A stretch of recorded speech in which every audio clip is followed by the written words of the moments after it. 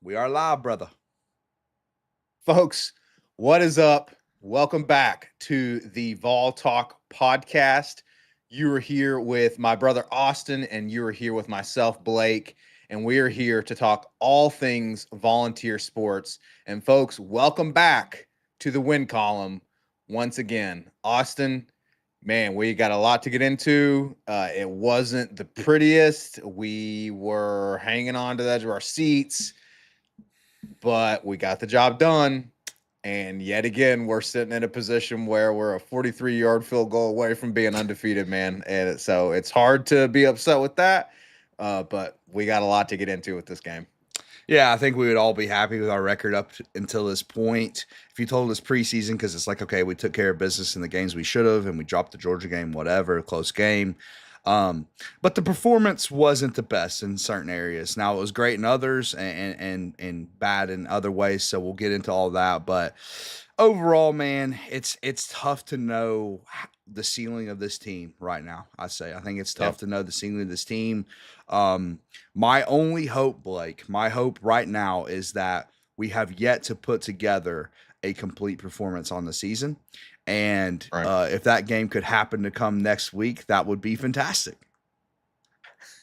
It would indeed be fantastic because next week is certainly at this point in the season, and it may end up proving at the end of the season to be the most important game. And of course, it is the third Saturday in October next week. So, really important. We definitely need to right the ship and put together our best performance by next week. This week was not our best performance, but we won, Austin. We won. And so we're going to get into that. Um, I'm going to jump in the chat here. Welcome everyone to Vol Talk. Thank you all for joining at the top of the hour here. Again, we are glad that you have joined us. Austin, dude, real quick before we jump into it, man, we are just a few subscribers away from 800. We really appreciate everyone who has been supporting the channel recently and everyone who's been supporting the channel since the beginning, man. This community has been awesome so far. We're building an awesome community of Vols fans that just love yapping about the games and yapping about Vol sports. And it's incredible, Austin. So we really appreciate you guys. Go ahead and like the video, subscribe to the channel, follow us on Spotify if you haven't already. We would really appreciate it. Well, Austin, so we're going to I'll give a quick rundown of today's episode. So, because I forgot to before we jumped into the supporting Vol Talk. So, we are going to obviously review the game. We're going to talk about the offensive performance, a few headlines from the game. Austin, Joey Aguilar is the longest active streak in 200 plus yard games. And you told me before the show that his box score is kind of deceiving. He had a great game yesterday, so we're going to talk about that. We're going to talk about the offense. The run game looked great. Bishop had a great game. And then we're going to talk about the defense. We're going to talk about the problems on the defense and, uh, particularly the run defense. That's going to be a big focal point there. Yeah. And then, Austin, we're also going to talk about the reffing issues. And we're not gonna get into it yet, folks, but please stick around because we have got one fired up Austin. I'm fired up. Uh we got to talk about the reffing in the SEC because it is absolutely abysmal, Austin. We're going to get into all that. You were at the game, so you're going to bring us some live reaction as well from yesterday's game. And we'll talk about the reffing and then we'll wrap up this episode. But Austin, let's again, folks, thank you for joining us. We got CM Says Stuff in the chat. We got Rachel, my wife. Thank you for jumping in the chat. Rachel, love you. Wesley in the chat. Good to see you, Wesley. Good morning. Go Big Orange. But Austin, let's jump right into the game review, man. I kind of gave the high level kind of overview of the game, but walk us through. Tell me what was your biggest takeaways from the game yesterday.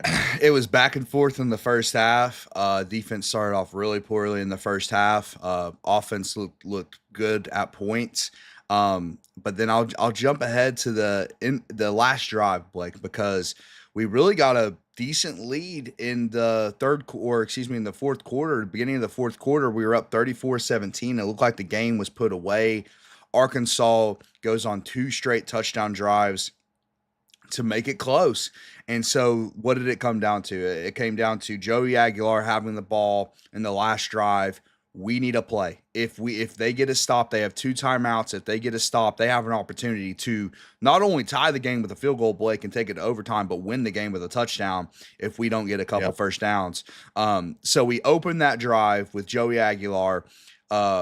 Read zone option look. He keeps it. He did a really good job of that throughout the game, Blake. Multiple keeps. A couple of them they stole from us on BS penalties, but this one they didn't. He runs for about 20 yards, gets hit. The ball hits him like in the stomach. Okay, and I really only know this after the fact because, like you said, I was at the game, so we don't have the best angles in the stadium at all times. But the ball hit him in the stomach. It clearly knocked the breath out of him. That's what was going on. So it was nothing serious. Now in the stadium, Blake, when I first saw this, of course, huge gasp. I thought the season was Yeah. over. Dude. Yeah. I thought the season was over because he laid there for 5 minutes. Now getting the breath knocked out of you, if you've ever played any sports and that's happened to you, listen, it's not a fun experience. So you're gonna lay there for a while.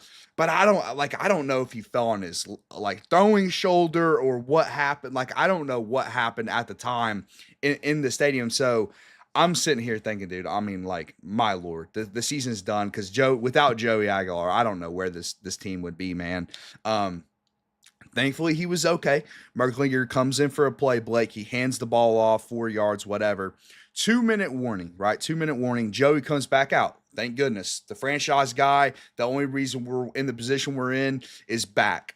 The first play, okay, after the 2 minute warning, after Joey Aguilar just went out with getting the breath knocked out of him, Blake, they go QB power up the middle. QB power, not a handoff. They're like, you know what? Whatever. Joey, you just got hurt. You just got the breath knocked out of you. Let's go QB power up the middle. And Joey takes a huge hit to the head. Now, it was a great run. Okay, Joey ran hard on the play, almost picked up the first down, got it to 3rd and 1, which put us in position to eventually hand the ball off to Peyton Lewis and end the game. But, dude, come on. What are we doing? What are we doing? The QB, the fireman comes out with an injury and they go QB power. I love the trust in Aguilar, right? I love putting the ball in his hands multiple times that drive, Blake. I mean, 2 of the biggest runs in the drive that put the game away were Aguilar keeping it. And like, once again, coming up in the clutch when we need him most, the ball in his hands. I like that as a philosophy. I just don't love it when he was just on the ground for 5 minutes. And the first play after that, you go QB power up the middle. At least don't give your fans a heart attack, right? Yeah. When the fans are already having heart palpitations from, hoping that we don't throw this game. Because Austin, like you said, we were going to cover the spread. And then they got a touchdown with about 8 minutes left in the fourth, and then got that one last touchdown with about 3 minutes left. And it's like, okay, all right, hold on now, what's going on? And so everyone's already having heart palpitations, and then you've got your star quarterback who you send him out there to get in the meat grinder right after he gets the wind knocked out of him. So scary moment, but he got the job done. Austin Aguilar got the job done. The team got the job done. And again, we're once again in the win column in a game that very well could have been a trap game.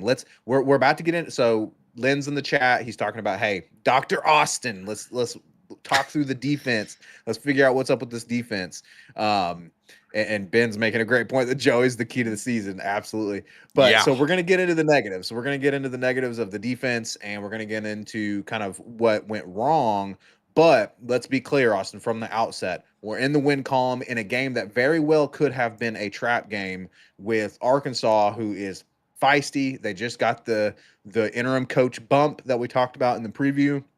Bobby Petrino is a storied coach there, and it very well could have gone the other way. So we're thankful to be in the win column. Yes, and listen, your performance does matter. I've been saying that since we started the podcast, Blake.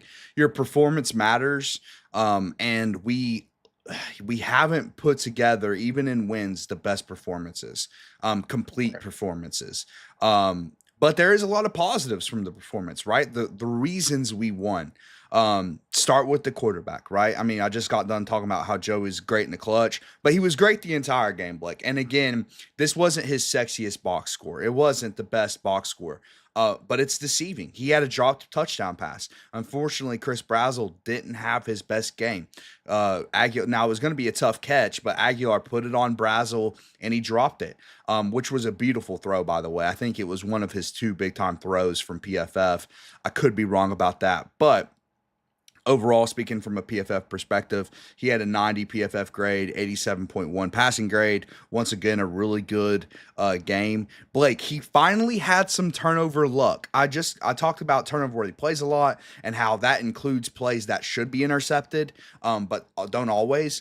That happened in this game. He had a turnover worthy play that was dropped by Arkansas. Now, it was going to be a tough interception. I think Joe was just trying to put it in the dirt, but he kind of let it linger too long, and the Arkansas player was able to make a play on it. Um, should have been intercepted and it wasn't. That's called reverting back to the mean, right? Like he's gotten Yep. unlucky all year with this. He finally got on the lucky side of one, which was appreciative. It was appreciative, like or at least I was appreciative of it. But overall, dude, this guy was fantastic. I mean, I have to start with what was probably the best play of the game. His throw to Braylon Staley, which you used as a thumbnail, Blake, fantastic thumbnail. Braylon Staley, first of all, had a phenomenal game. I'll get into his performance a little bit later. But, dude, Aguilar got nailed on this throw, dude. Absolutely Yeah. took a shot in the pocket, got nailed. Beautiful deep ball down the field, in the middle of the field to Braylon Staley, which, by the way, there was a couple defenders there, Blake. Like, if that ball is inaccurate, it's probably getting intercepted. It's not like Staley's just wide open by 5 yards, and like if he misses him by 3, he's gonna be okay. If he misses this high, low, it's probably a pick. But since it was a perfectly placed ball, it was ended up being our only explosive pass game from the entire game. And once again, man, he continues to be elite at not turning pressures into sacks. Elite. He was pressured 9 times in this game, according to PFF. Took 0 sacks, 0 negatives from the quarterback Incredible. position. But it's incredible. And dude, one in particular, one play that people it's probably already slipped their minds because it doesn't stand out because it wasn't a big game. Blake. Okay, he was hot off the right side. Basically, what that means, there's an unblocked blitzer. Now, listen, you can't.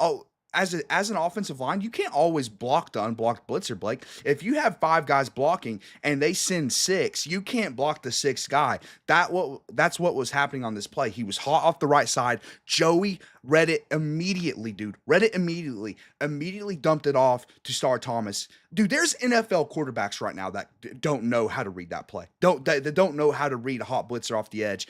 Aguilar read it immediately, dumped it off to Star Thomas instead of what should have been, what for most quarterbacks in college football would have been a 6-yard loss, ended up being an 8 or 9 yard gain for us. Incredible by Aguilar. He continues to once again be elite at this, which is, in my opinion, one of the most important metrics for a quarterback.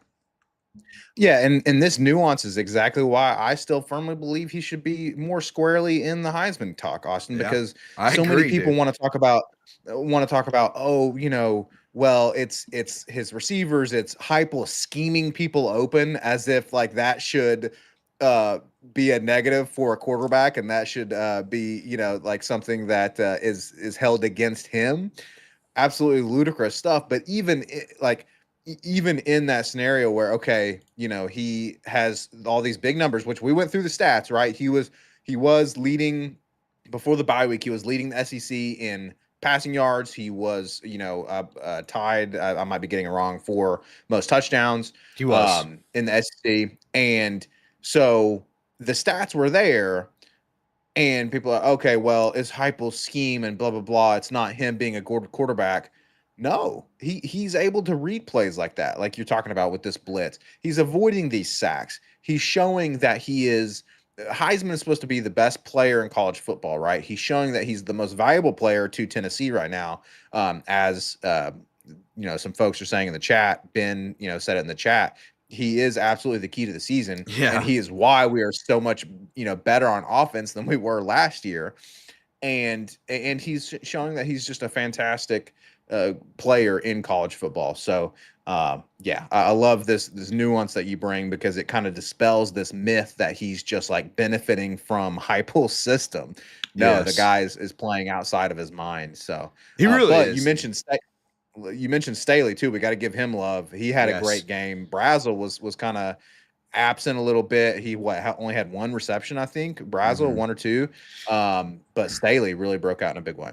Yeah. Staley broke out in a big way. I mean, let's remember he had a rough Mississippi State game, and he came up clutch in that game towards the end of the game. But he had a rough start to the game with the muffed punt and whatnot. Great bounce back from him. He was incredible all day, making guys miss in the open field, and of course that deep ball, which was one of our only explosives. I have to touch on one thing from the chat, just to bring context to it, Blake, because I'm not trying to pour salt in the wound to Arkansas fans. I know it was a tough loss, but Justin says, as an Arkansas fan, that was a good game, but the Taylor Green fumble was a forward pass. And yeah, I listen. Here's the thing: he's wrong about that. It was not a forward pass. The ball was loose, for one, but for two, just to add context to it, even if they called that incomplete, Blake, it was 3rd and 31. It would have been 4th and 31. It, that drive was going nowhere anyways. Like it was either going to be a punt or they were going to go for it on 4th down and not get it. So that was pretty inconsequential, I think, to the outcome of the game, frankly. Um, and I just had to add context to that because I think that's important. But yeah, Absolutely. We are going to get into the reffing though later on yeah, because the reffing is just abysmal in the SEC.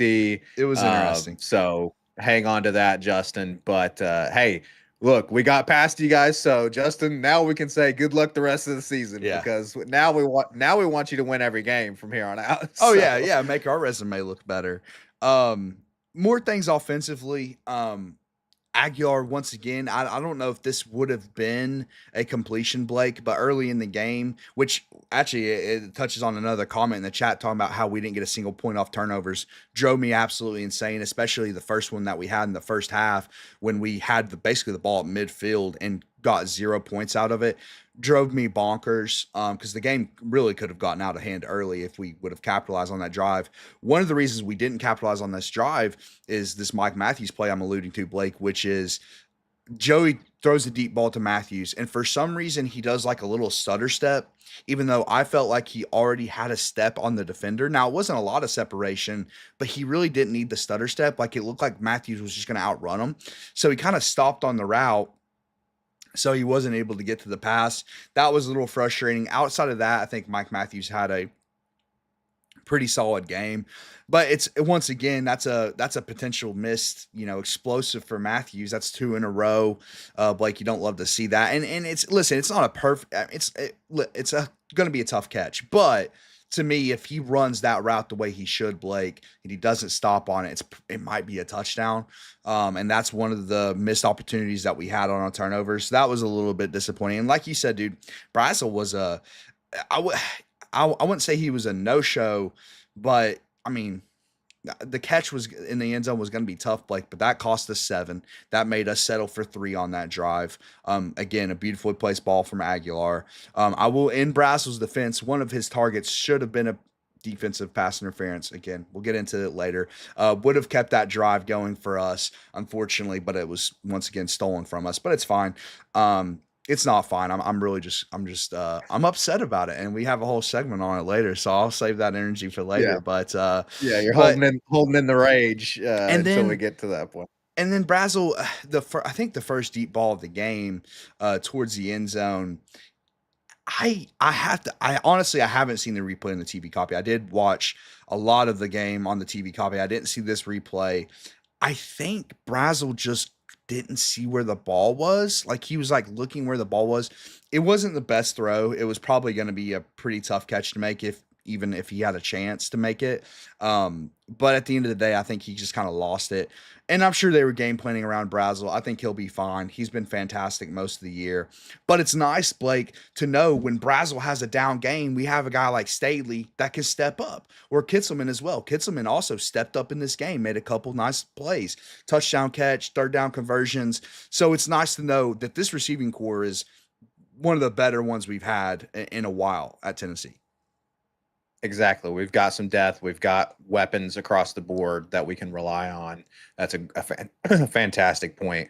I loved that touchdown pass to Kitzelman, man. That just a beautifully placed ball on the outside. Kitzelman adjusted to it, and was able to reel it in for just a really beautiful touchdown. And so great stuff. Again, talking about Staley. I mean, Staley had a Brazel-esque game, right? So He did. really fantastic stuff. And Bobby Petrino, I think you made a great point too, that I think they probably adjusted for Brazel, and then boom, we are seeing that Aguilar, Heupel, and gang can adjust to adjustments, which is absolutely critical. But we do have some folks in the chat talking about the defense. Austin, before we get into the defense, I do want to talk about, just get your thoughts on the run game real Yeah. quick, because Bishop had a great game. But Ben, we'll get to your point here in a little bit when we talk about the defense. But you're absolutely right. We need to play hard nosed 4 quarters in order to beat Bama. So you're absolutely right about that, Ben. And then CM says stuff talking about Aguilar, saying that Nealon chanted Joey's name when he's down. He doesn't think he's heard that. I mean, yeah, everyone knows that Aguilar, especially after last season, we are very blessed to have Aguilar, and the not only just the kind of, obviously he's an awesome person and player, right? So, but he's actually able to run this offense. Just like Ben said later down in the chat, Joey fits the system. He's a cool cat in the pocket. So we are very happy about that. Just Josh and you, welcome to the Vol Talk podcast. Welcome to the episode. We are going to be touching on your point here in a little bit about the refs. Don't worry, we've got a fired up segment on that for you folks.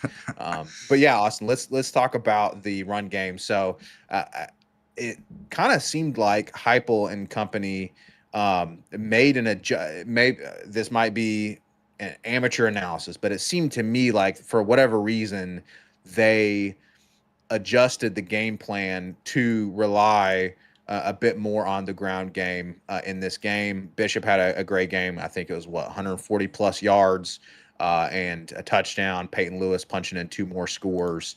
And so and then Aguilar had a couple big runs and ended up with about 60 yards himself on the ground. So we had a good day on the ground. What was your takeaway from that, Austin? Yeah, I mean, it felt like a lot of explosive runs as well, Blake. Ton of explosives in the run game. Deshaun Bishop's fantastic. They split the carries, but it felt like Bishop was getting most of the work, and that was really because Bishop was taking advantage of the opportunities more. Got to shout out the line. I think this is probably the best run blocking performance from the offensive line all season long. A lot of those holes were really big, but then even if you have a big hole, right, Blake, and you hit the hole as a running back, you have to make a guy miss an open field to create an explosive, and that's what Deshaun Bishop did such a good job of in this game. Have to talk about him getting banged up at the end. It was a hip drop. Now, Blake, if you don't know what a hip drop is, it's basically it's a banned play in the NFL. It's a penalty in the NFL. They don't really call it that often, which is unfortunate. And I think, there's a balance there because some hip drop tackles, like maybe it's the defender's only choice and you don't want to completely take tackling away from a defense, whatever.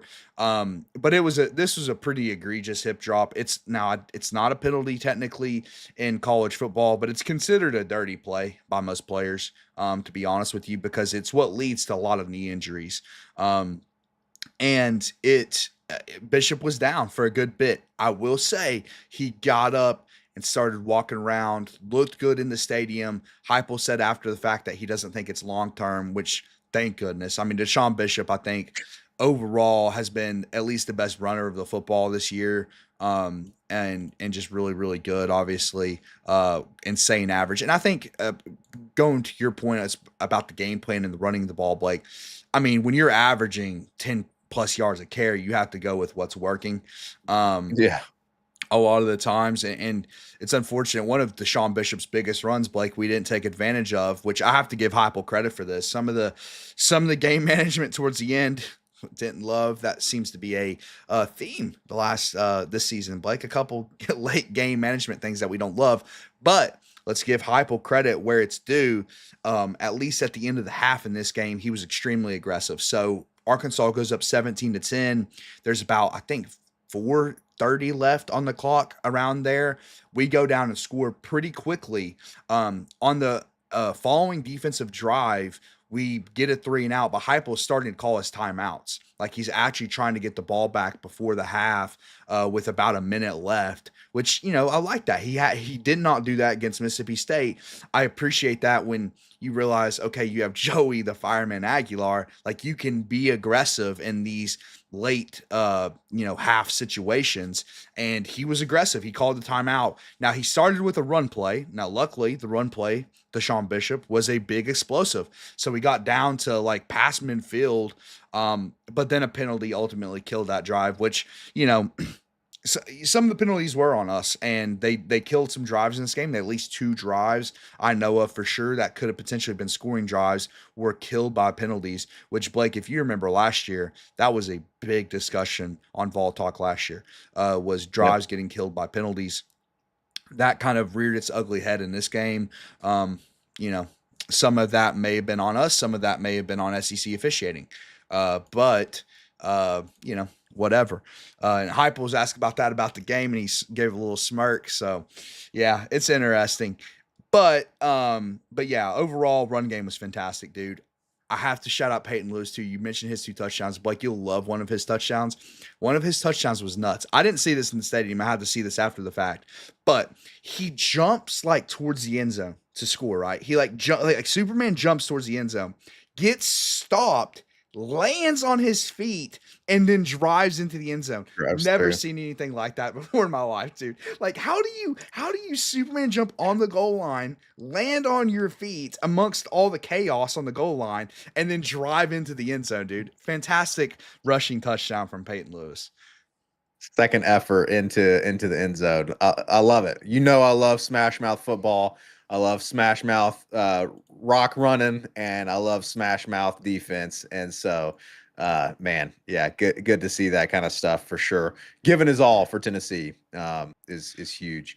I'm gonna catch up on the chat, Austin. Then we'll maybe transition to defense. Well, I We got keep one more thing on the run eluding game, real quick. One more thing on the run game. Roger. Yes, yes. Hit One us. more thing. Yeah, yeah. So I complain about 2nd and 10 runs a lot. Like you hear me if we're watching a game together, which unfortunately we haven't been able to do this year, but usually 2nd and 10 runs drive me nuts. Okay, the first 2nd and 10 run of the game, we scored on. Deshaun Bishop scored. Let me be clear: if we score on a 2nd and 10 run, I'm good with it.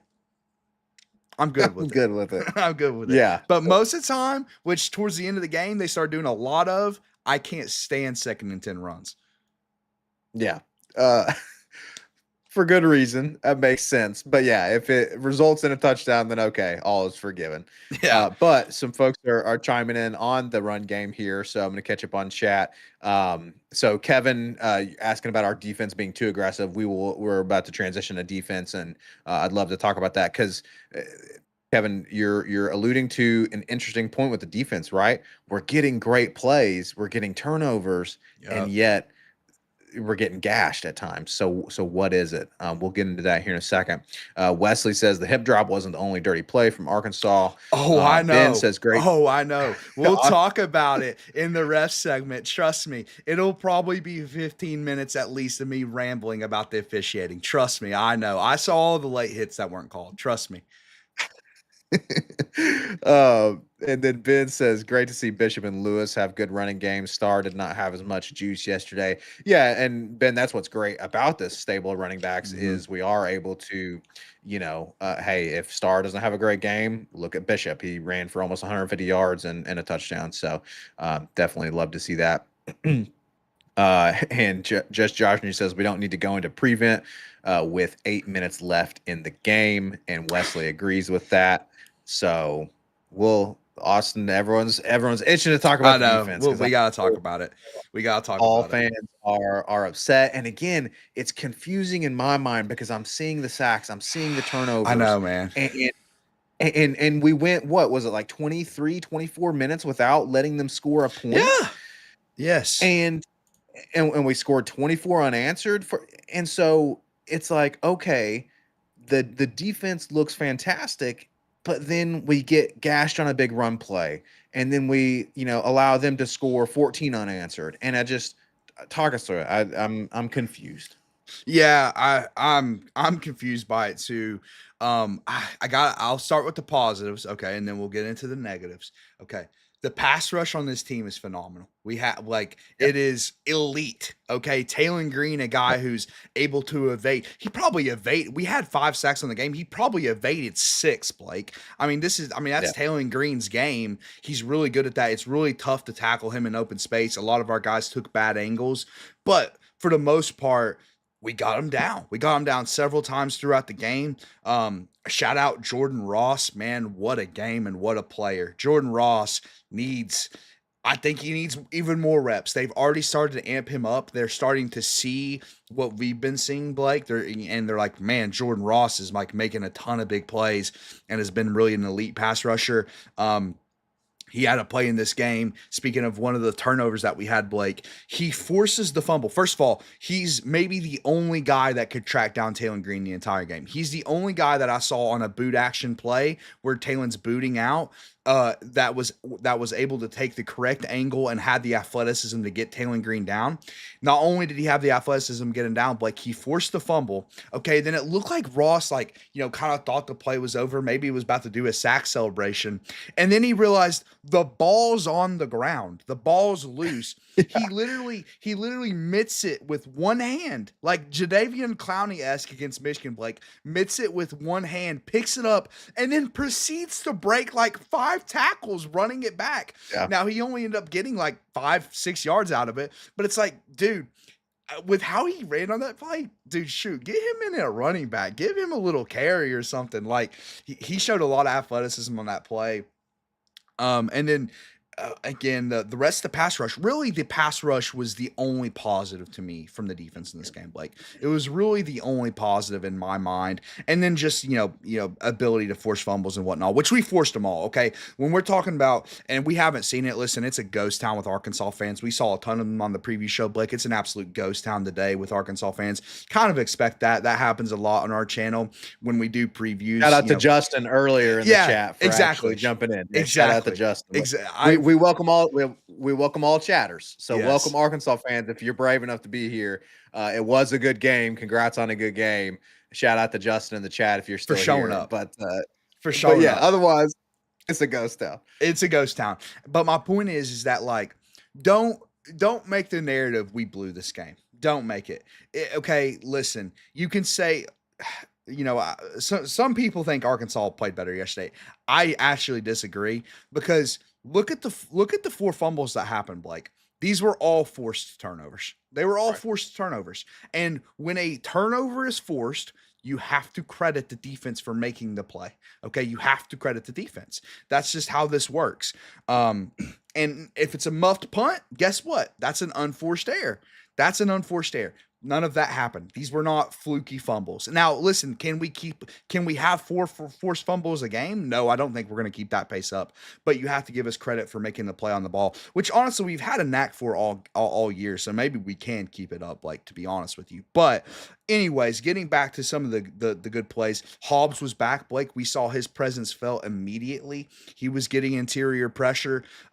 Really maybe saves the interior pass rush on the year. He forced a fumble in there. One of the other forced fumbles. He also had what should have been a sack, Blake, but he got held. Now they called it. Okay, they called it. We declined the penalty though because Tyree West ends up cleaning it up.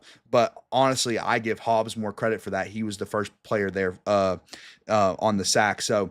And then Joseph's forced a fumble as well. That's the play I think Justin was talking about earlier that he didn't think was a fumble. I actually think it was a fumble. The ball was loose. His hand came forward. That's the only reason.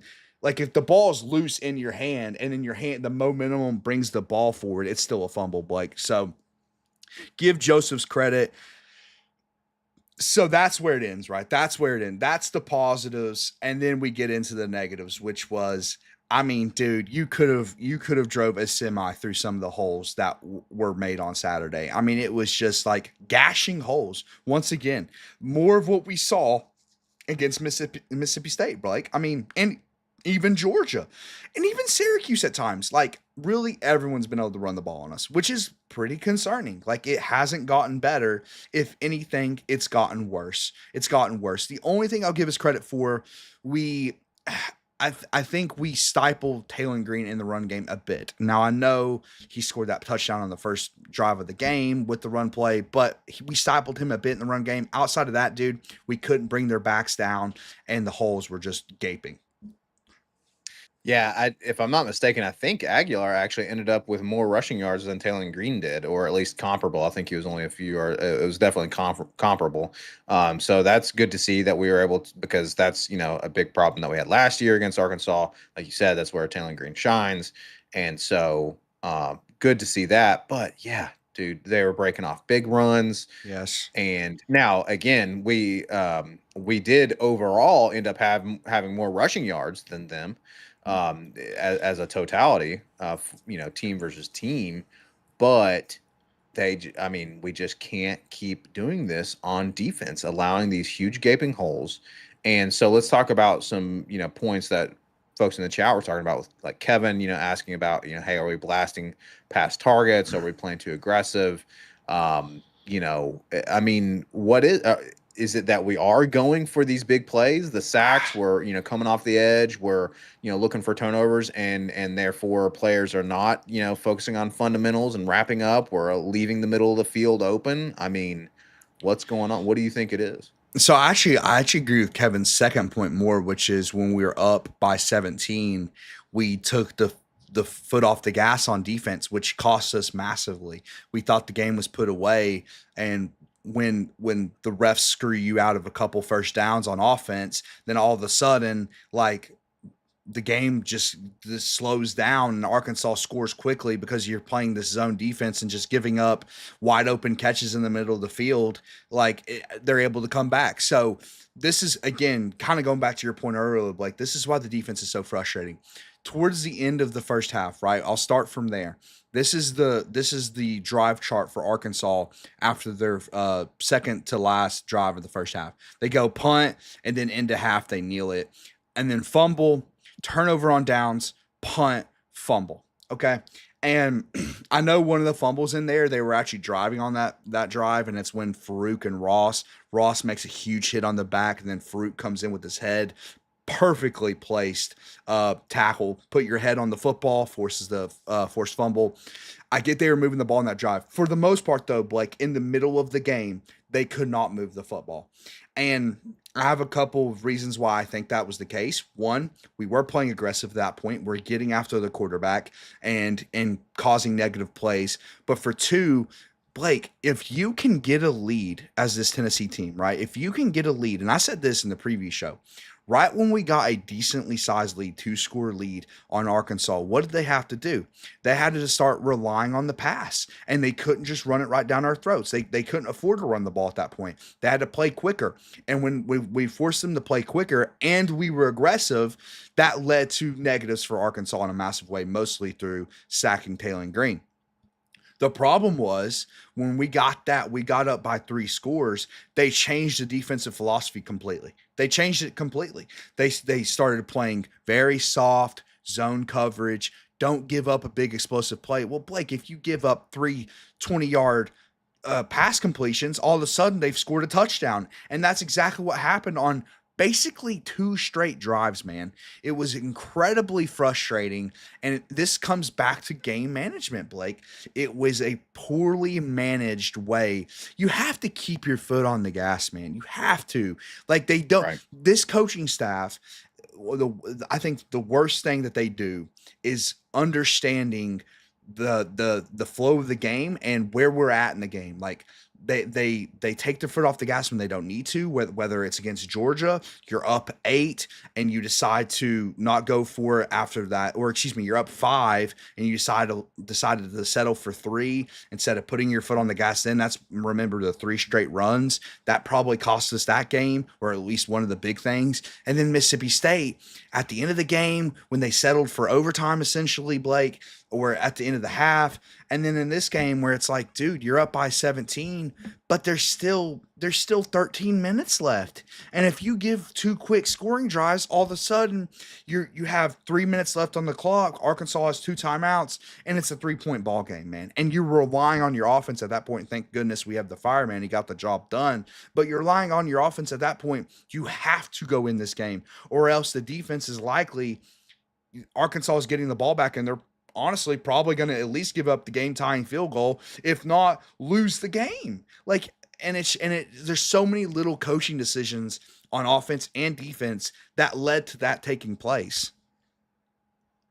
Yeah, exactly. And so I don't understand if it's the analytics that, or just the philosophy that Tim Banks has, or is it Heupel that's, telling Tim Banks to do that. I'm not sure, but that is, to me, something that's frustrating, is them kind of not keep staying aggressive a lot of times on both offense and defense, as we've talked about.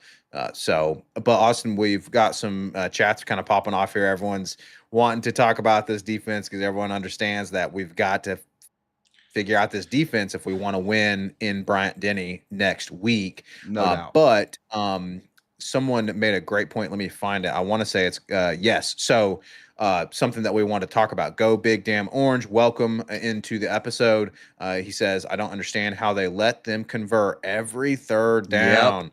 It didn't matter how far it was to go. So, Austin, we were talking about that. That was our biggest gripe, me and you both. It was the biggest gripe was this third down conversion rate. 7 of 13. ESPN's got it at 7. So online, someone said 8 of 13. ESPN's got it at 7 of 13 conversions on third down that Arkansas had. And a majority of those were 3rd and 6 or longer, Austin. And that's been a theme all season. We cannot get off the field on third down on defense compared to Arkansas's defense, who we noted before the game was not fantastic coming into this game. Now, maybe they made some changes, some philosophy changes, whatever, but they held us to 2-9 on third down. Mm.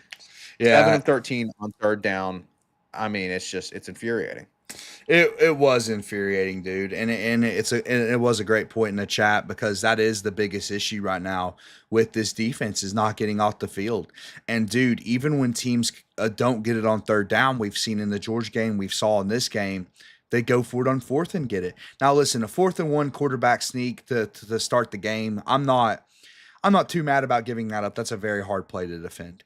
But the 4th and 6 against Georgia, trust me, I think about it probably on the daily. Not very happy about it. And yeah, it was a fantastic throw, whatever. But at the end of the day, we still gave it up. And yeah, the third down defense. I mean, really, dude, if we ended up blowing this game, outside of, questionable officiating and stuff, the big story would have been third down conversions. I mean, that would have been why we kept them in the game and why we didn't ultimately win it. Luckily, again, it's a win. It's a W in the win column, whatever. But yeah, it was extremely frustrating in the stadium, especially like the stat you just brought with all they were 3rd and longs, man, 3rd and mediums. Like, those are not high percentage plays. And part of it was kind of going to a lot of chatters that brought this up. The soft zone coverage, man. I don't know how many times I saw over the middle of the field a receiver just sit down and is wide open. I mean, there's not a linebacker in sight. No one's on him. And honestly, I've liked some of our plays the linebackers have made. Like T-Lander made a great TFL in this game. I think Arian Carter also had a good TFL.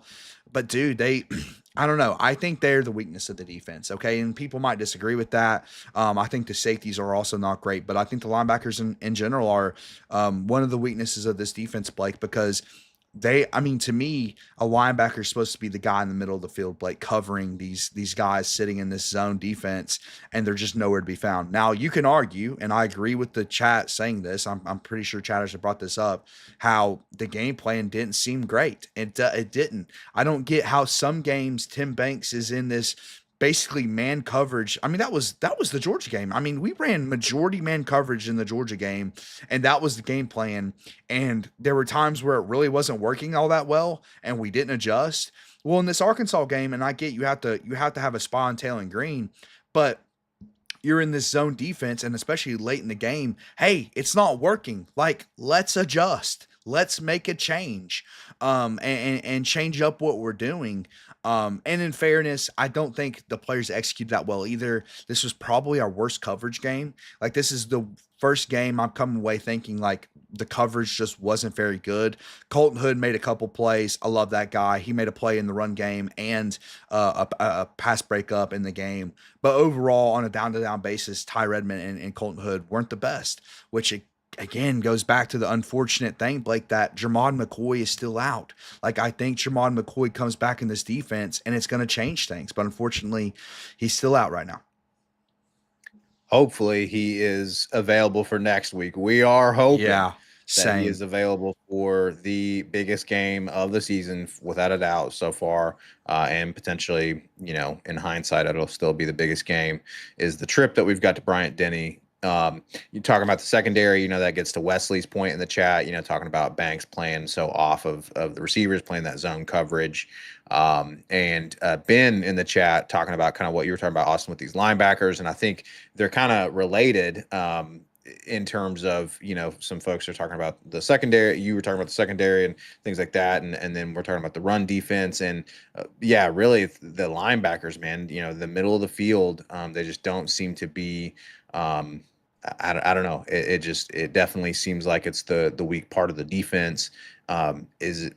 I don't know what it is. Some folks were calling out. I believe it's pronounced Perlotti at linebacker.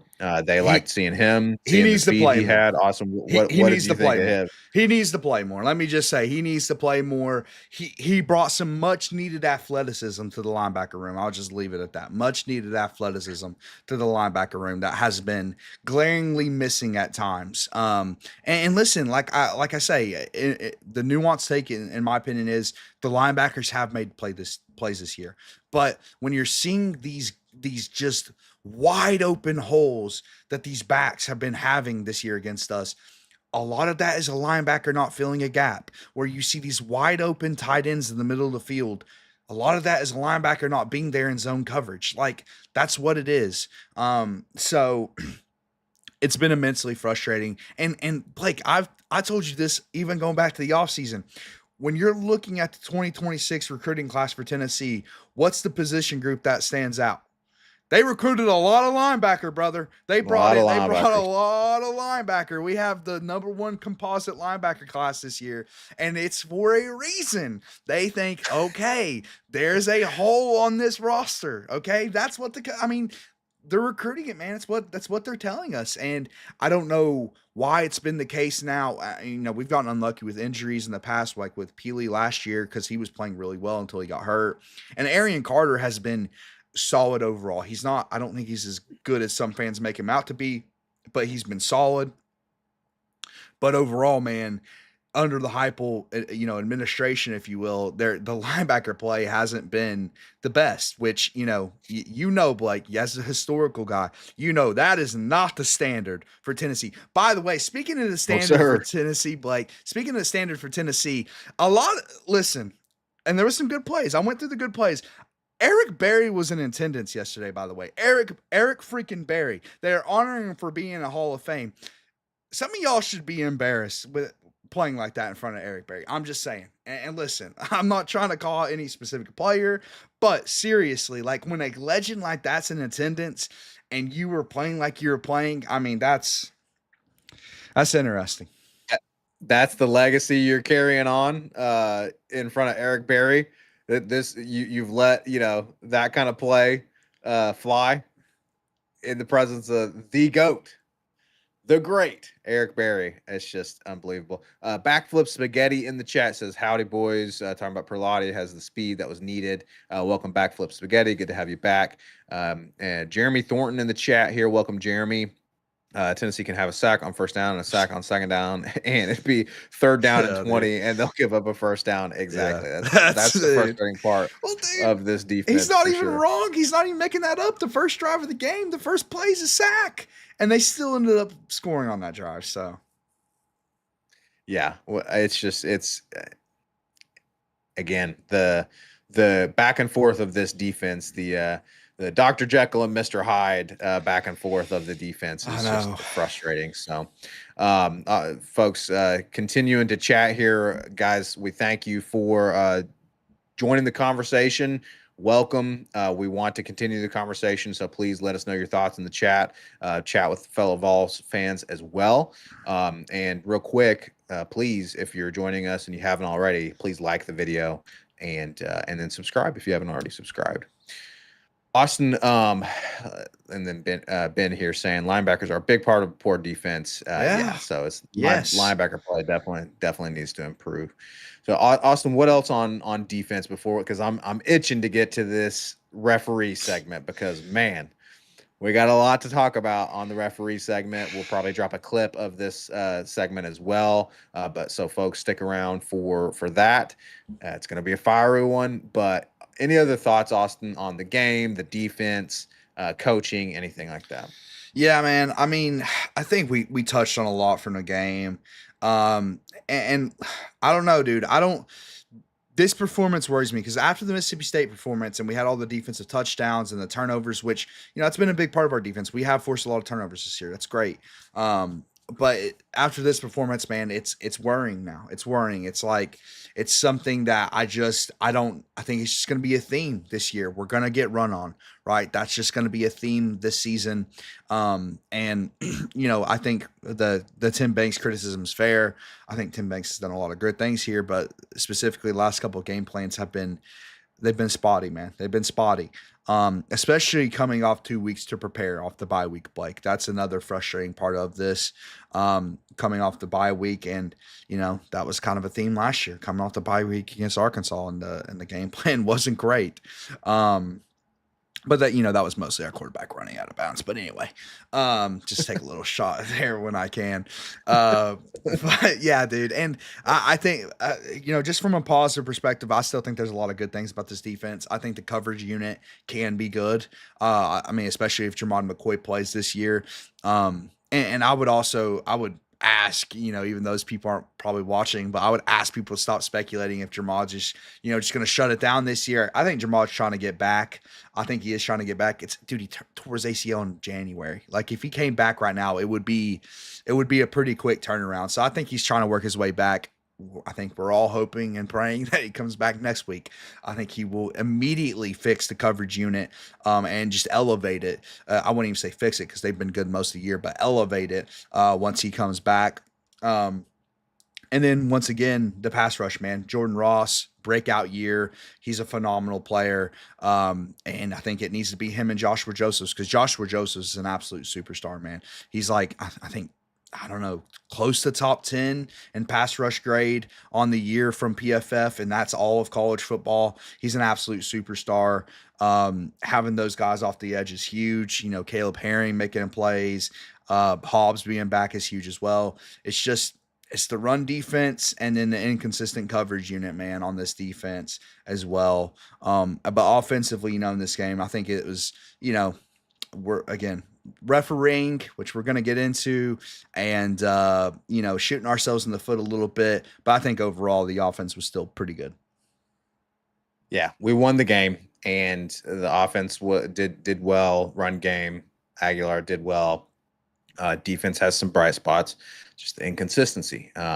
Some folks, look, love all the chats. Can't keep up with all of them, but y'all are making some great points. Backflips talking about Brazel had a couple bad blocking moments. And then Wesley making a joke that he's 62 and he could have caught a pass.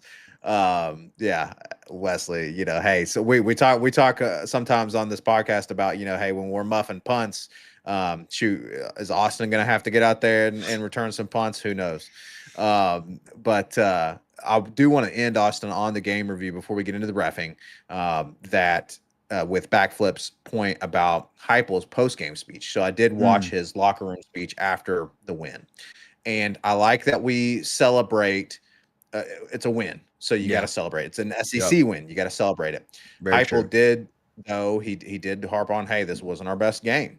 I would like to maybe see a little bit more fire in him of like, hey, we need to fix these things. But Backflip, talked about a quote from Heupel. He said, great teams don't make the same mistakes twice. He always says great teams get better. That's a mantra, and that is Yep. absolutely true. But he also said great teams don't make the same mistakes twice. And so I think we are making some of the same mistakes over and over. We're going to, that is absolutely the case. And I hope he harps on that all week long, because we're going to have to fix these mistakes heading into Alabama. Yep. It's just inevitable. And Blake, my response to that is, I think we're all listen. I was in Neyland yesterday. I was blessed enough to be able to go to the game. I wasn't happy, man. I wasn't happy throughout the game. I think all of us, just from the people I'm from the chat, from the people I know personally, we weren't happy with the performance yesterday. And we are not happy that teams that we're clearly more talented than are staying in these games. And because we haven't had outside of the Syracuse game, really, we haven't had a decisive victory versus a formidable opponent this year. And we haven't had that in conference. And of course, we did everything we could to give Georgia the Georgia game. So I I get that too. I'm frustrated with the team as well, and I think it can be better. Like, I think it can be better. I think we have the talent for it to be better. My again, kind of going back to what I was saying earlier though, and I think there are real issues on the team as well, even though I think we can be better. But going back to what I was saying earlier, Blake, if right, if you can put together your complete performance in Tuscaloosa next week, and we'll have our full game preview, whatever. But if you can do that, the whole perception on the team changes, right? The whole perception changes. And I'm not saying it's going to happen. I'm saying if that can happen, like listen, there's ebbs and flows to a season, there's high spots and there's low spots. I don't think we've had our high spot yet, even in the Georgia game. Like, the offense has looked like it has in the Georgia game all year long. I don't think that was a high spot for us, Blake. Especially wasn't a complete game. Special teams missing a game-winning kick, the defense, giving up 4th and 6s. It wasn't a complete game. But if you can finally put together your complete game next week, my perception, I think our fans' perceptions all change on this team. It does. It can Yeah. change everything on this season, dude. So that's my hope. And, again, it's not a prediction. It's just that's a possibility. We saw it in 2022, right? Like, we only had a couple complete performances that year, at LSU, at home versus Kentucky. And it feels like we're due. It feels like we're due. Now, it's a very formidable opponent. I would say one of the better teams in the country. So it's going to be tough. But it does feel like this team in particular is due for one of those kind of performances. I hope so, because we're going to absolutely need it on the road down in Tuscaloosa. And speaking of that, Austin, folks, if you are not familiar with our channel, if you're new, go ahead and subscribe, turn notifications on. That way you can be notified when we drop a new video or go live. But typically our schedule, we were a little late today. Again, we're counseling our production team. We had some technical difficulties. We're counseling the tech team as well. All of those people are us. We are a team of two. Yeah. If you don't know about that, look, there's a lot of podcasts, Vol podcasts, that are supported by bigger entities. They've got the backing of a team, a production team. It's just me and Austin. One day we'll probably fire ourselves though, because of this lateness. But the look, our schedule. We go live on Sundays. We typically aim for 11:30 a.m. Eastern.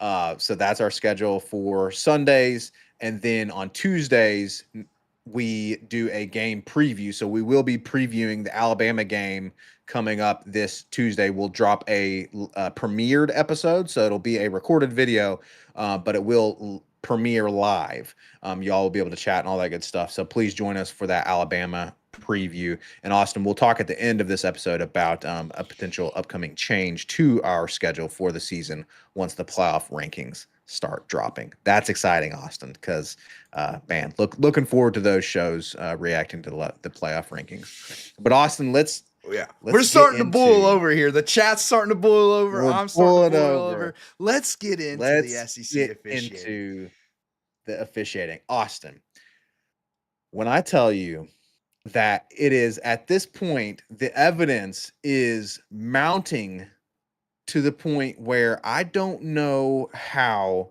anyone can look at this and reasonably say, what, oh, this is perfectly fine. 10-1. We talked about this before we got on the pod. 10-1. We got penalized 10 times. Arkansas got penalized once. That's true. Austin, I'll let you get into that's a little different than their average. So what's going on? Terrible call, an absolutely egregious call against us. And then we're also going to, a little later on, we'll touch on just SEC officiating in general. We're going to focus on the ridiculousness against us, but it's across the board as well, because the Georgia-Auburn game had some ridiculous moments as well. Talk us through, though, first, this game and the awful calls. I don't understand how you're the most profitable conference in college football, Blake. The best conference in college football. It's not even close. You have the best players, you have the best coaches, whatever. Yet you have by far the worst officiating in football. In football, dude. And I'm not just talking about college football. I'm talking about if you ranked officiating crews from the NFL, from the other group, the Power Four conferences, from the Group of Five conferences, from Pee Wee football to Pop Warner to high school, SEC would be at the very bottom of all of it, okay? 10-1. We're in Neyland Stadium, by the way. It's well known that typically the home team gets more favorable officiating. Not the case for Tennessee. Not the case. 10-1 officiating, Blake. And some of the penalties or lack thereof were critical, Blake. Absolutely critical. One of which, I think the first play that stands out to me was the snap infraction. The snap infraction that they called, that was an obvious offsides penalty, where it should have been obvious neutral zone infraction penalty. Okay, where we have the ball 4th and 1, right? Heupel's going to be aggressive. He's going to keep the offense on the field. We're going to try to draw him offsides. 2 Arkansas players jump offsides. Like 2 Arkansas players jump offsides. Jesse Perry does what he's supposed to do. He reacts to it. And then our other linemen down the line start reacting to it. Satterwhite, the center, is the last player to react to the defensive players going offsides. So the penalty has already taken place. The obvious penalty is Arkansas jumped off sides, went to the neutral zone. That would be a neutral zone infraction on 4th and 1, resulting in a first down for Tennessee. But since Satterwhite, okay, almost not really, he wasn't even faking the snap. He was just reacting to it. He wanted to react to the defensive players knowing that they went first, and he thought he was doing his job. But they got us on a technicality. That's what it is. It's a technicality. But to me, you call the penalties in the order in which they took place. When he snaps the ball, Blake, when he does the snap but not really snap, the penalty's already taken place. So the play should be dead. The penalty should have already been thrown. The flag should have been thrown. It should have been a first down for Tennessee.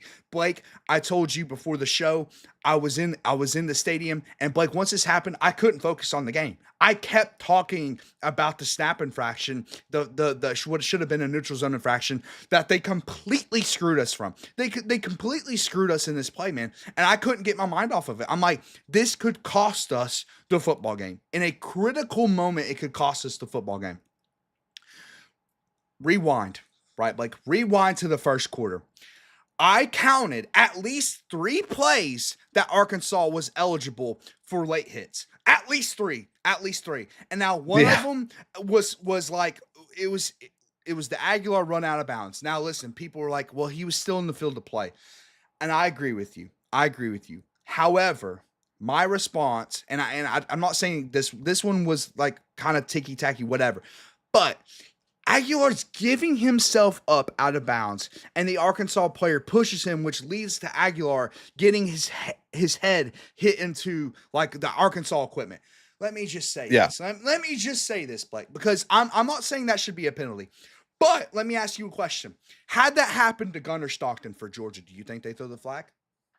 Immediately thrown the flag. Immediately, dude. That's just the difference. In fact, the ref 40 yards away would have thrown the flag. That's my point, man. It's the inconsistency of who. If it was Texas and Arch Manning, you think the flag's coming out?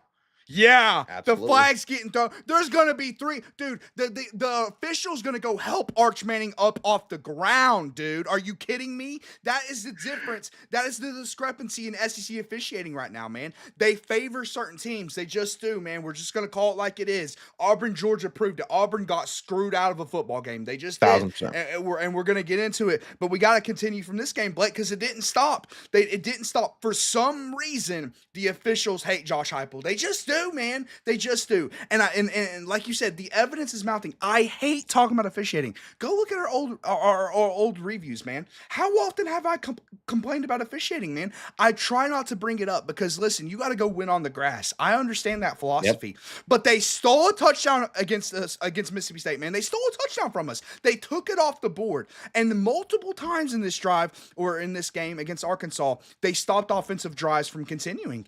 One of the missed penalties on Arkansas was Chris Brazzell gets absolutely mugged on a third down play, a third down target for Chris Brazzell, which should have resulted in a first down. So I'm telling you, two of the drives we punted in the game, Blake, two of the punts in the game, we didn't have very many punts. Two of the punts in the game should have resulted in first downs for Tennessee, but they either made up a penalty for against Tennessee or they just didn't call it. The flag didn't come out. We're in Neyland Stadium, dude. We're in Neyland and we still can't get these calls. It's just, it's unbelievable, man, what they're doing to us. And you mentioned the discrepancy, right? Like you mentioned the discrepancy because I'm looking, like you mentioned before show, maybe Arkansas is just more disciplined, right? Maybe Yeah, Arkansas maybe. is just the more disciplined ball club, and that's why it's 10-1, right? So I'm sitting here thinking, okay, well, let's go look at the Razorbacks penalties on the season because Yes. it Bring it must to be us. Yep. they must be committing one penalty a game or less because they're just so They, disciplined. they got one penalty in One Neyland penalty. Stadium yesterday. One penalty to 10 to 1 ratio. 10 to 1 ratio. Okay, so maybe they're just more disciplined. Maybe that's it. Okay, I would doubt it. The coach just got fired, and Bobby Petrino's the interim. So let's just see. Let's just see. Are they more disciplined? And Like their yeah, low penalties on the season were 3 against Alabama A&M. They had 3 penalties. So that's their low before Tennessee game. Their low on the season was 3 against Alabama A&M. Every other game, dude, they had 6 or more penalties, sometimes close to 10. Are you kidding me? I have no words to and Blake, we're talking about an interim coach, right? Let's get into Bobby Petrino, right? A guy, he's the interim coach. He just replaced Sam Pittman. he's more likely to have his team commit penalties. He's not the Of kind of course, guy to instill discipline in his dude. team, folks. Okay. Of course, Blake. It's obvious. This guy lost his job because he got in a motorcycle wreck with his mistress at Arkansas that he hired, Blake. This is not Mr. Morality here, Blake. This is not Mr. Let's play disciplined football. Like, give me a break, dude. It's Bobby Petrino. He's a shady individual. So that's why you're seeing all these late hits. I mean, he's the kind of guy to preach that kind of stuff. And Arkansas fans, you can go cry up a tree. He's not a great guy. It's the reason he's not coaching the SEC. He'd probably still have his job at Arkansas if he was a great guy. He's not a great guy, Blake. He's not the kind of guy that's going to get his team right. The fact is, it's the SEC officiating, man. That's how you get a 10-1 ratio. That's how you get this. It's not Arkansas being all Mr. Discipline, even though they've averaged 6 or 7 penalties against all the big teams they played this year, Blake. Give me an absolute break, dude. It was abysmal, and it's been abysmal, Blake. It's not that this ain't the Yes. first time it's happening. It's been abysmal. It's been abysmal. And so the question is, what's going on, right? And I'm seeing some folks on social media. Look, Austin, I'm not much of a tinfoil hat kind of guy, but every now and then the tinfoil hat starts to be looking. It's like, man, it's getting hard to argue with them, right? And you're seeing some people on social media start to be like, hey, is the SEC for ratings purposes trying to keep these games close?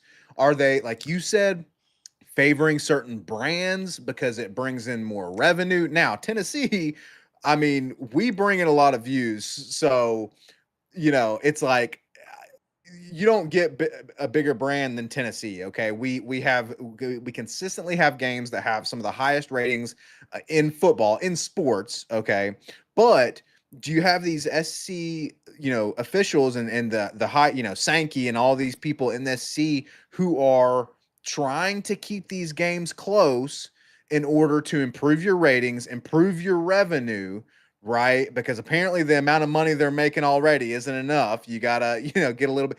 Or is it honestly, Austin? Sometimes I think about, is it these soft refs and they're still butthurt about the mustard bottle? Okay, let's just they don't like They're Tennessee all because the buddies, Blake. Tennessee fans That's a are fair so assessment. exactly. Exactly. Tennessee fans are passionate and let's be clear, I don't condone throwing a golf ball and trying to hit someone with a Well, golf ball. I mean, I do if it's Lane But Kiffin. if it's Lane Kiffin, it's acceptable. But let's be clear about that game, that Ole Miss game, Austin, from a few years ago. My That God, it is was stolen from it. us, Blake. It was justified. That was Justified. some god awful officiating. And so, but ever since then, do these refs, like you said, they're buddies?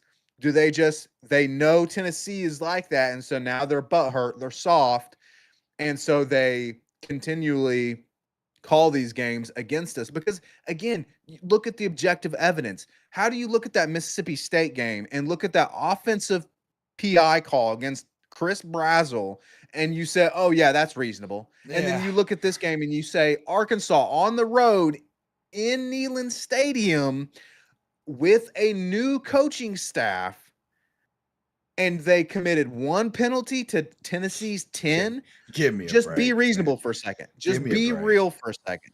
Be real. Let's just be real for a second and start to recognize some trends here. Okay. Trends. The Trends. trends are rearing their ugly head, Austin. It's just I can't fathom it. I can't fathom it either.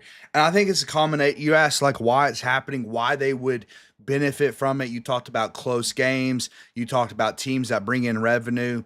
How about social media engagement? How about getting people fired up on social media? That social Yep. media is more profitable than ever, man. It's more profitable than ever.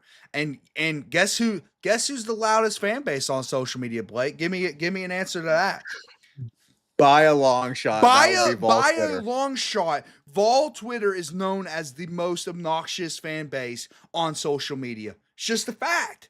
And how do you get Vol Twitter fired up? And listen, and I don't know what the answer is. We're just throwing out theories because we have to throw out some. Like we got to figure it out because like it keeps happening to us, and we've escaped 2 games that they try to take from us this year. So we have to figure it out. We have to throw out some kind of theory because it's not just like, oh, this is just bad luck variance that's going to revert back. No, it goes back to 2021 against Ole Miss, like Blake just talked about.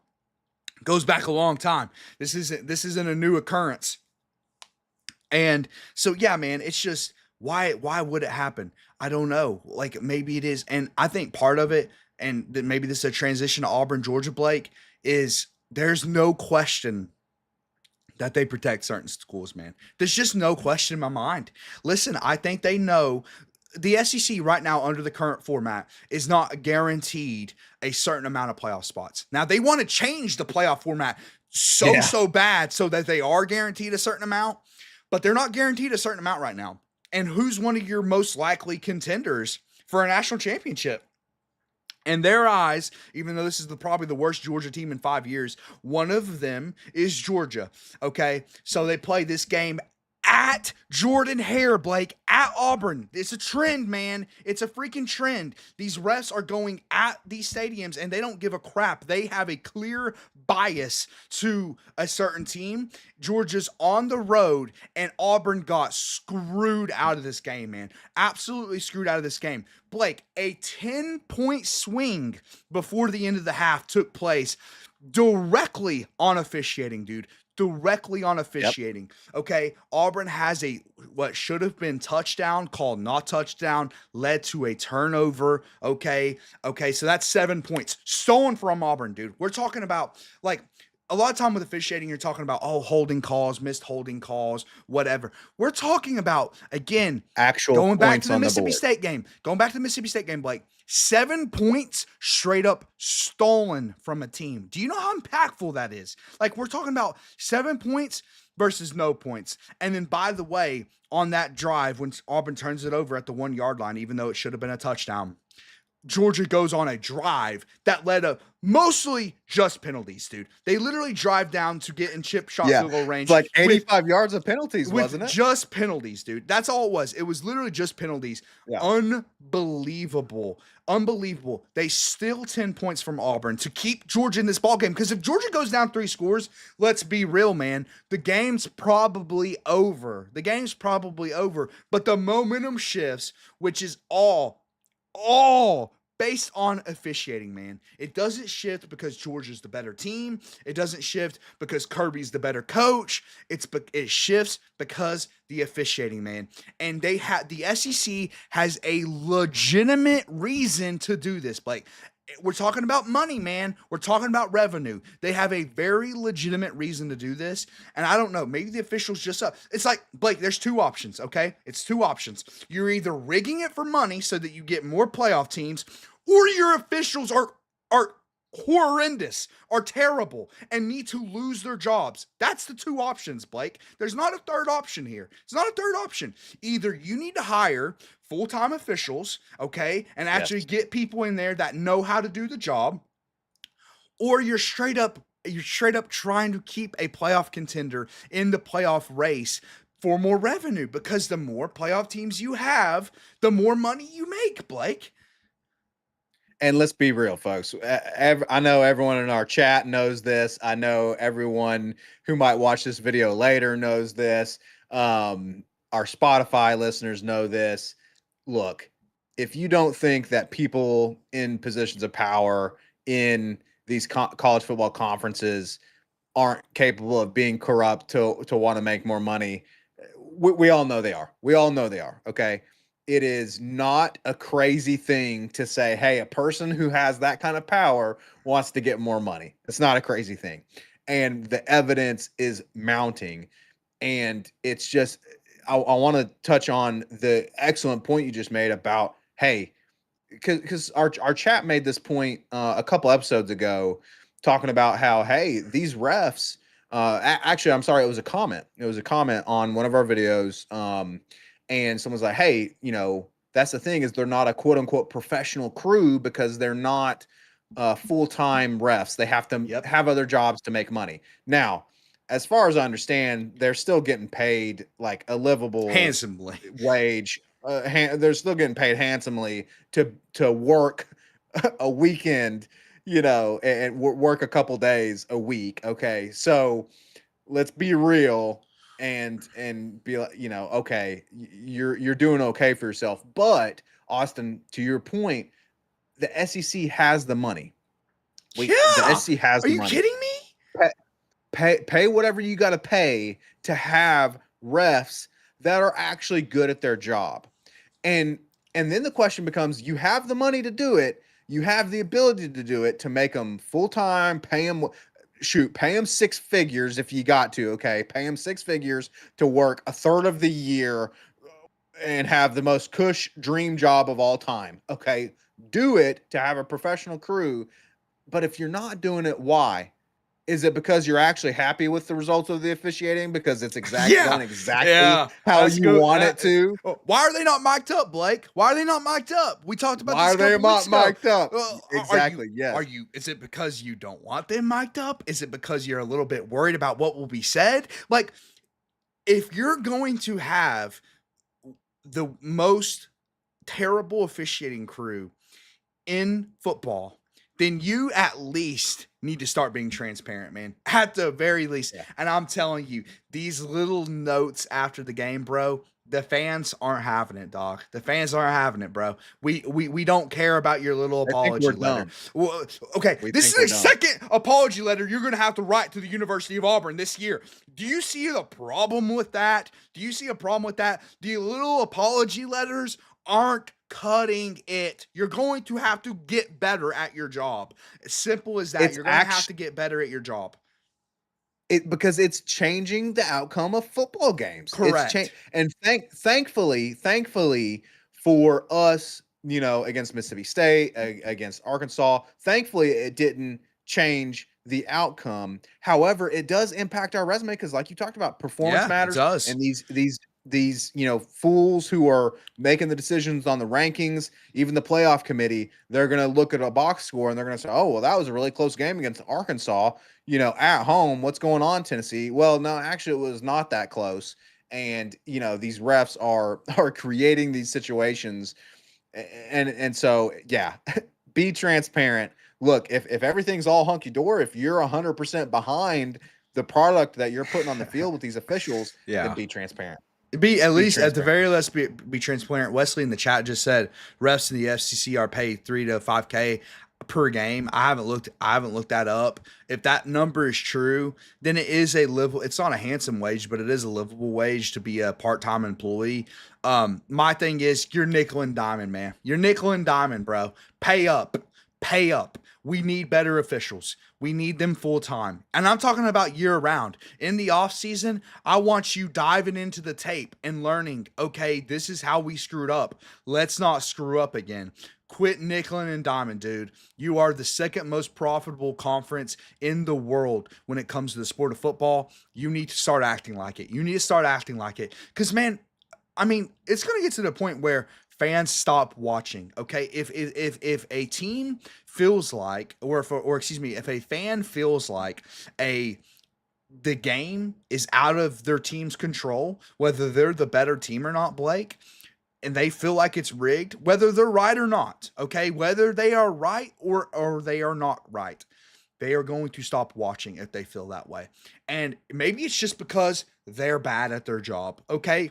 If it's as simple as that, then quit nickeling and diming them. Okay. And if it's not Yes. that, we'll figure out eventually. We'll figure out eventually if Kirby Smart and the Georgia Bulldogs were just your golden child, and for some reason you decided. And listen, here's a fact. Okay, I know I'm going all over the place, and I brought up Texas and Georgia. That was very strategic. Okay, and I didn't bring up my most hated school, which is Alabama by far. I would cheer for ISIS against Alabama, Blake. I didn't even bring up Alabama because I don't even think it applies to Alabama right now.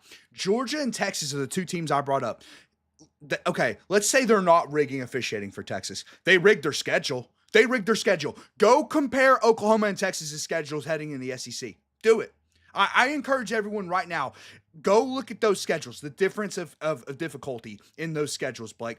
They rigged Texas coming into the SEC, man. They gave them one of the easiest roads. It's one of the only reasons Texas was in the SEC championship last year, and it's one of the only reasons they're going to hold on for dear life this year because they had a cakewalk compared to other SEC team schedule. And then look at Oklahoma's, man. It was an absolute bloodbath. So you cannot tell me that the conference doesn't favor certain brands. They just do. They do. They favor certain brands.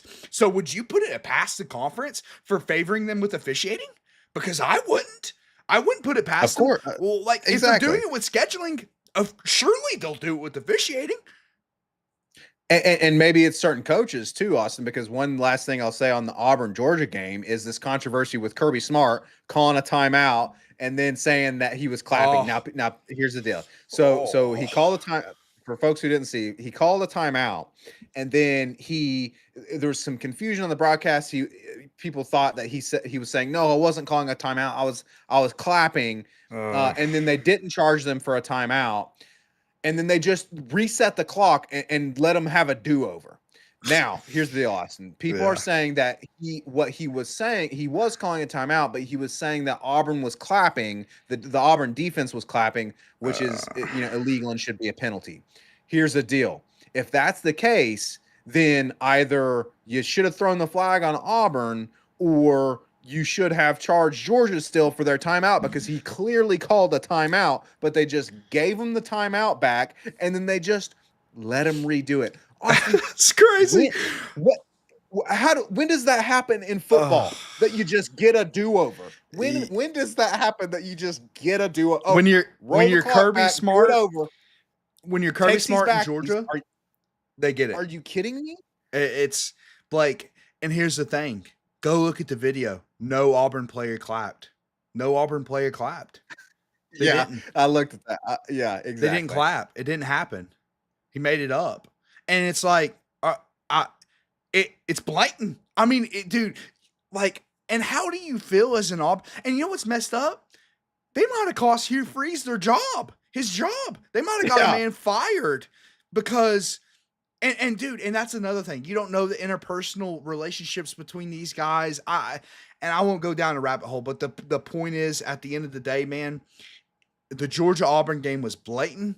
They were in the Arkansas Tennessee game. They were blatantly trying to keep Arkansas in this football game with officiating, and a 10-1 ratio should never happen, especially that's when just you have 102,000 fans chanting "Refs, you suck." Trust me, I was one of the fans. It happened in the stadium. Like the pressure is for them to call the game in our favor, and they did not even the complete opposite. They did the complete opposite. It was clear. It was called in Arkansas's favor all game long. Okay, it's very yeah, obvious what's happening, and the reason is unclear. Right? I think the reason's probably several different reasons. And again, if it just boils down to your officials are bad, then that's on you too. Like whether the conference is directly trying to keep games close or benefit certain brands, or you're just nickel and diming officiating and pay like you said, Blake, play him six figures, make him full time, mic him up. Like there's so many things that you could change immediately, dude. Immediately. We're not talking about yeah, something because again, college football is a mess, right? NCAA, lack of leadership, blah, blah, blah. Officiating comes down to the conferences. So you can't complain about the NCAA at all. Every conference has their own officiating. I would encourage people. We talked about it last week. Some of you might not have been here. I would encourage people watch an ACC game. They mic up all their officials. Okay, so when they have a huddle, when they have a little 5-minute huddle to decide if it's a snap infraction or if it's a neutral zone infraction, like how are we going to screw Tennessee out of this play? They would be mic'd up in the ACC. They would have mics on them, and the fans at yeah. home would be able to hear exactly what those officials are saying in that moment. Dude, we're talking about, oh my God, what is the ACC better at than the SEC, Blake? It's not fan attendance. I mean, at fan attendance, dude, are you kidding me? We have multiple stadiums with 100,000 plus capacity, and if it's not 100,000 plus capacity, it's close, and they're all full every single weekend, whether your team is a real contender or not. Jordan Hare against Georgia was packed. They're 3-2. It's complete sellout. Okay, so fans better, coaches better by far. Players, what, Better. just go look up NFL draft history, Blake, and by conference. Look up NFL draft history by conference. It's between the SEC and ACC, not even close, not remotely close. Revenue, SEC has a way better TV deal, man. They have their own network that's very popular that actually airs games. Like it's not even close revenue wise, like not even close. Like so, I just went through the list. They're better at everything. Better SEC, everything except except the officials, and it's not even close. Like the discrepancy of players and talent in the SEC and ACC, that's basically the discrepancy in officiating, man. That's how much better the ACC officials are than the SEC, and there is absolutely zero excuse for it. zero excuse. And again, we put on our tinfoil hat. There's other possibilities too. John Harden in the chat. Welcome, John. He made a great point. Hey, are officials allowed to bet on games? Are the officials' families allowed to bet on games? If I'm not mistaken, Austin, the officials aren't supposed to be betting on the games, No, but let's be real, right? Let's be real. There's ways around that. If you've got different layers of it, it's happened in the past, folks. There's things called money embezzlement. There's layers of schemes. So there's all kinds of different possible excuses or possible reasons. But the thing is, Austin, there has to be something because the objective facts are there. Tennessee, Arkansas, 10-1. 10 penalties against Tennessee, 1 for Arkansas. Ridiculous. it's inexcusable. Doesn't make Man. any sense. It's inexcusable. Inexcusable. Folks, this has been incredible chatting. We really appreciate you guys. Gilead, Tennessee. Welcome, Gilead, Tennessee. Asking a question about Boo Carter. Austin, I don't know if you have any thoughts on that. I kind of wanted to talk about Boo Carter, but I know it's some fans are questioning, whether he's in, he's out. At the end of the day, I think it's a wider issue on defense. Wesley agreeing with us, Kirby is dirt, period. Hmm. And then thank you for the love from Wesley and Go Big Damn Orange. Wesley says thumbs up, gave mine, and then Go Big Damn Orange says this show is effing fire today. We appreciate you guys. It was definitely a fiery segment, Austin, because it's just we're up to our eyeballs with this We are, man. officiating. We So really are.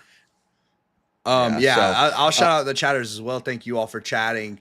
Uh, the real quick on the Boo Carter point, just because they asked, and I think it's interesting. There's definitely some miscommunication with Boo. I think I know the play that you might be even talking about that led to that comment because it looked like Boo wasn't even like really trying on the play. I think it could be a miscommunication because he was really good against Mississippi State, but he did not have a good game in this game. I hope it's not an effort issue.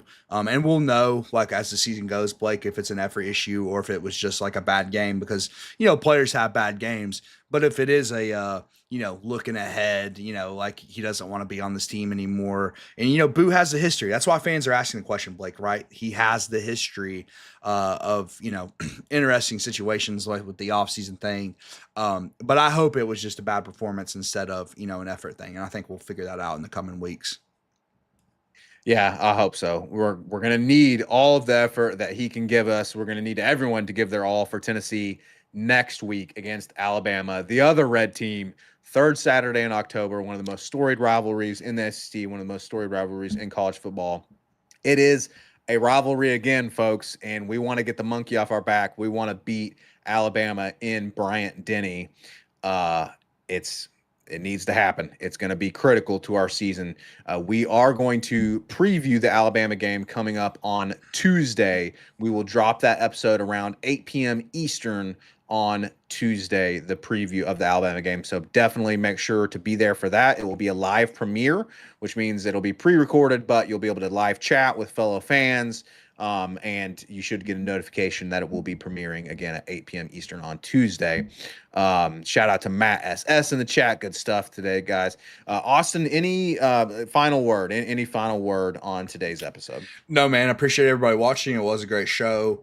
And again, like I think we all agree on the officiating thing, which we appreciate the feedback on that. I hate talking about it, dude, but it has become such a Yeah. huge problem in this conference. In particular, it's not just us; it's happening around. It's conference wide. That I felt like, dude, we have to talk about it because it's such a problem. As far as the team and the game review, wasn't thrilled with the performance, but I'm hopeful that our best performance is yet to come, and hopefully that's next week. Absolutely. If Heupel practices what he preaches, then that should be the case because he harps on good teams getting better. So we're going to need a complete performance next week. Again, folks, we'll see you guys on Tuesday for our Alabama preview show. Real quick, Austin, I also want to talk about some potential upcoming changes to our schedule for the Vol Talk podcast. So, folks, pretty soon the playoff rankings will be dropping.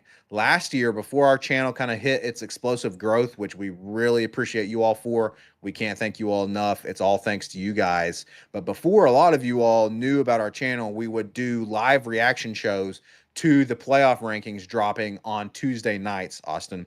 And we would be joined by special guest Dakota, friend of the program, for a three-man show as we live reacted to the playoffs dropping in real time on ESPN, and we would bring y'all our live reaction. We plan to bring that back. So pretty soon, Austin, I think it's in what, 2 or 3 weeks that the rankings will start dropping. Do Yes, you I believe it's after this week. I believe I could be after this wrong. week? Okay, so I think it's after 8 games. So and again, I fact check me on that if y'all know, but yeah, we would love to start live reacting to the live rankings again as they come in. I will say, in full transparency, that show will not take place if Tennessee is not in contention. Like if Tennessee is not going to be in those rankings, that we will not be doing that show. So it's really dependent on next week and next week's result, yes. Blake. But we're all hoping that happens again because those shows were really fun last year, man. Live reacting to those Yeah. rankings.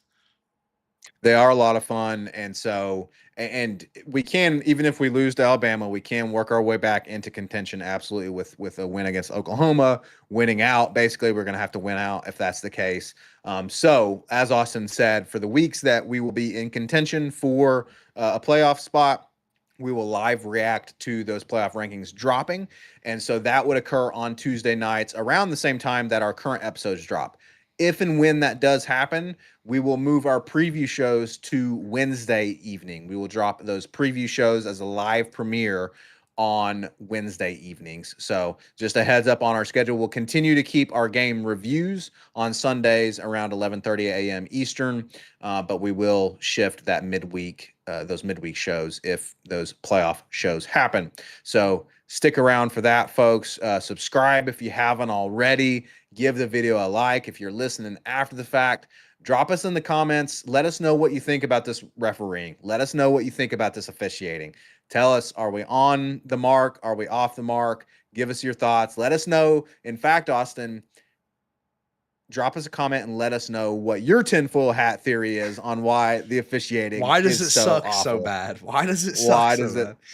why does it suck so bad? So thank you all so much for the love. Everyone in the chat, Lynn, Rhonda, shout out to Rhonda. She joined. Matt, Go Big Damn Orange, Wesley, everyone in the chat, John, Gilead. Thank you all so much for joining today. It was a really fun show. Be on the lookout for a clip to drop as well. Otherwise, we will see you for the Tuesday show previewing the third Saturday in October. Until then, as always, folks, go freaking Vols.